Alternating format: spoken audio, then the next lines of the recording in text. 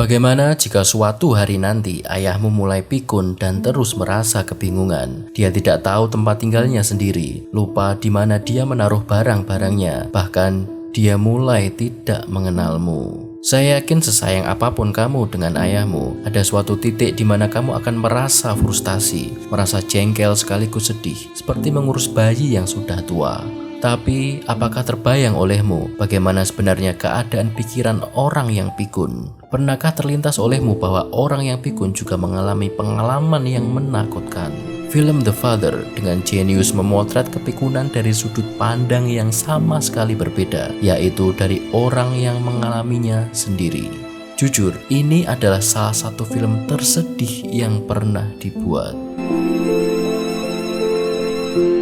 Di kota London, Anne memasuki sebuah apartemen mencari-cari ayahnya, Anthony. Dia akhirnya menemukan ayahnya, namun kemudian kesal karena tahu bahwa untuk ketiga kalinya dia mengusir perawat yang mengurusnya. Anthony mengaku perawat itu telah mencuri jam tangannya. Anne memintanya untuk mencari jamnya di kamar mandi, di sebuah tempat rahasia di mana ayahnya selalu menyimpan barang-barang berharganya. Anthony malah marah karena Anne tahu soal tempat rahasia itu. How do you know that? And tell me the truth. I don't know. Namun dia tetap pergi ke sana untuk mencari jamnya. Anne bertanya apakah dia sudah minum obat. Anthony malah berkata bahwa Anne menjadi anak yang terlalu khawatir dan paranoid. Beda dengan adiknya yang bersikap agak santai. Anthony bertanya di mana adiknya, namun Anne tidak menjawab. Anne memberitahu Anthony bahwa dia akan pindah ke Paris. Dia berkata mereka sudah membicarakan soal itu, tapi Anthony tidak mengingatnya. Anne mengaku bertemu dan jatuh cinta dengan orang bernama James dan pindah ke Paris untuk hidup bersamanya. Anthony merasa akan ditinggalkan, tapi Anne berkata dia akan tetap mengunjunginya tiap akhir pekan. Anne sadar kalau ayahnya mengusir perawat lagi, maka dia akan menempuh cara lain. Anne pergi dari apartemen dan Anthony menemukan keranjang belanjaan di dapur dan mulai membereskannya. Tiba-tiba saja Anthony mendengar suara di apartemennya dan mulai mencari-cari sumber suara tersebut. Anthony memasuki ruang tamu dan melihat seorang pria sedang membaca koran. Anthony kaget dan bertanya apa yang sedang ia lakukan di apartemennya.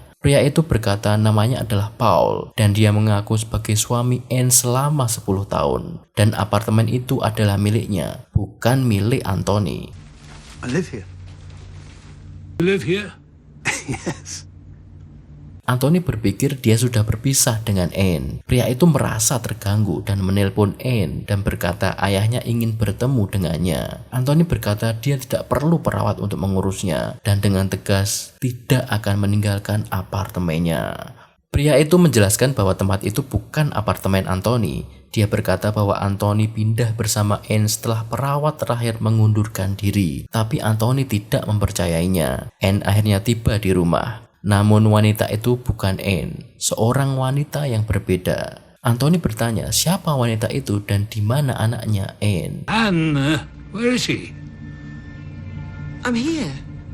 Wanita yang mengaku bernama Anne ketakutan berkata pada Anthony bahwa dia adalah Anne dan hanya keluar sebentar untuk belanja. Wanita itu sedih, Anthony tidak mengenalinya. Anthony berkata dia baru saja bicara bersama suaminya, tapi wanita itu berkata dia sudah bercerai selama 5 tahun.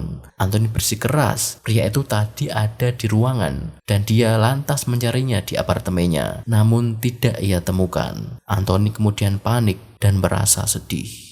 Wanita itu khawatir dan menyuruh Anthony untuk meminum obatnya. Anthony bertanya apakah benar tempat itu adalah apartemennya. Namun wanita itu tidak menjawabnya. Anne kembali ke apartemen selagi dia menelpon seseorang. Dia membicarakan Anthony yang mulai tidak mengenali dirinya. Beberapa saat kemudian, Laura, perawat baru yang Anne bawa untuk mengurus Anthony, tiba di apartemen. Anne memperingatkan Laura bahwa sikap ayahnya sangat tidak bisa diprediksi. Dan alasan itulah mengapa dia membawa Anthony untuk tinggal di apartemennya dan mencari perawat untuk mengurusnya. Anne terkejut saat memperkenalkan Laura kepada Anthony. Dia bersikap ceria dan berwibawa. Dia memberitahu Laura bahwa dia punya 2 anak, Anne dan Lucy. Dan kata Anthony, Lucy adalah anak favoritnya. Perkataan Anthony membuat Anne sedih. Dia berkata Lucy adalah seorang pelukis dan heran mengapa dia tidak pernah terlihat. Laura bertanya apa pekerjaan Anthony dulu. Anthony menjawab bahwa dia dulu adalah seorang penari dan mempraktikannya untuk menghibur Laura. Laura tertawa dan Anthony berkata pada Anne bahwa Laura mengingatkannya pada Lucy. Namun kemudian Anthony menghina Laura dengan tiba-tiba, membuat Laura ketakutan. Dia bicara panjang lebar tentang Anne yang selalu mengincar apartemennya. Dia merasa Anne memanipulasinya untuk berpikir bahwa dia tidak mampu hidup sendiri. Dan akhirnya Anne akan mengirimnya ke panti jompo dan merebut apartemennya. Anne merasa jengkel dan frustasi. Ia membayangkan mencekik ayahnya saat dia tidur. Well? Banyak survei yang mengatakan bahwa penyakit demensia atau kepikunan adalah hal yang paling ditakuti saat manusia menjelang masa senjanya. Tapi mengapa kita jarang membicarakannya? Mengapa para penderitanya banyak yang tidak mau dirawat? Dan mengapa keluarga pasien harus menanggung tanggung jawab besar serta merasa sangat menderita melihat orang yang mereka cintai mengalami hal yang menakutkan?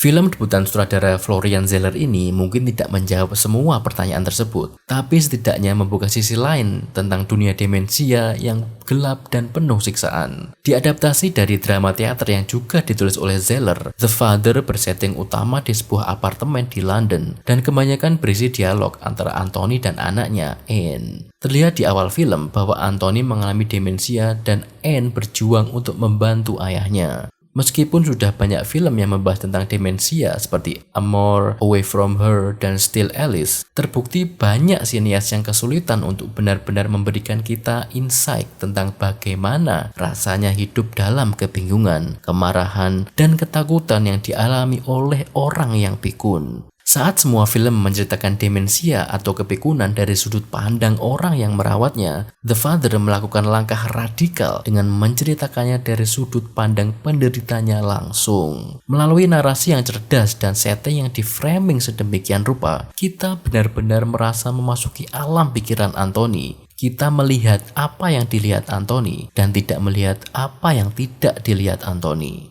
Langkah demi langkah kita ikut mengalami apa yang Anthony alami. Orang-orang sekitarnya berubah menjadi wajah yang asing. Situasi menjadi campur baur. Furnitur apartemen yang tiba-tiba berubah dan adegan-adegan yang ternyata hanyalah delusi atau memori Anthony yang mulai kabur.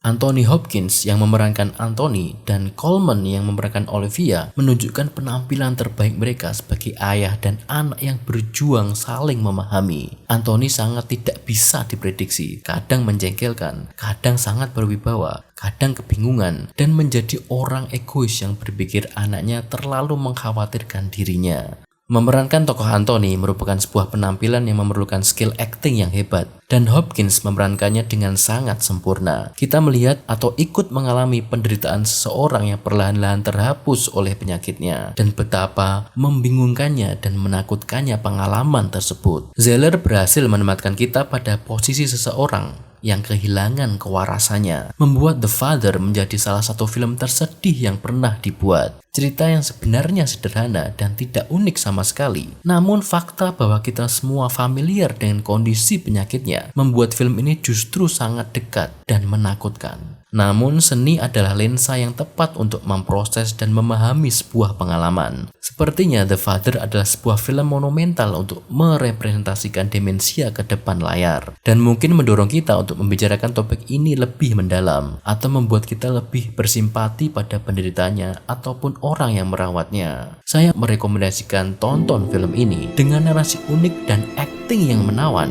The Father mencuri perhatian di detik pertamanya.